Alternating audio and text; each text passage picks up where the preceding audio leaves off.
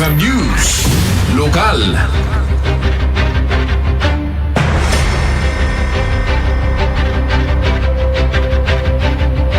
PNP San Nicolas Advocacy Group maragsakan dagiti mga sursuro ken dagiti pupils iti Pasyon Barangan Elementary School iti Barangay 24 Santa Monica San Nicolas Ilocos Norte kalpasan ang nagturong iti PNP San Nicolas Advocacy Group iti nasa lugar.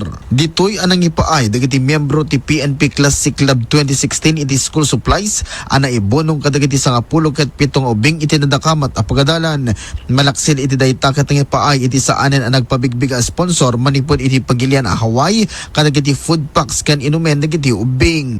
Mainaig iti daytoy kaspaset iti panagselebrar iti Police Community Relations Month ket nagisayangkat iti PNP San Nicolas iti information dissemination pakaseknan iti negatibong epekto iti bullying ken gateway drugs babaen iti mga matmaton iti PCR section ani PSSG Glyceril May Valencia. Mangnamnama iti PCR section iti PNP San Nicolas ngad adon tupay iti matulungan dang ubing dito iliti San Nicolas kalpasan iti PCR month celebration.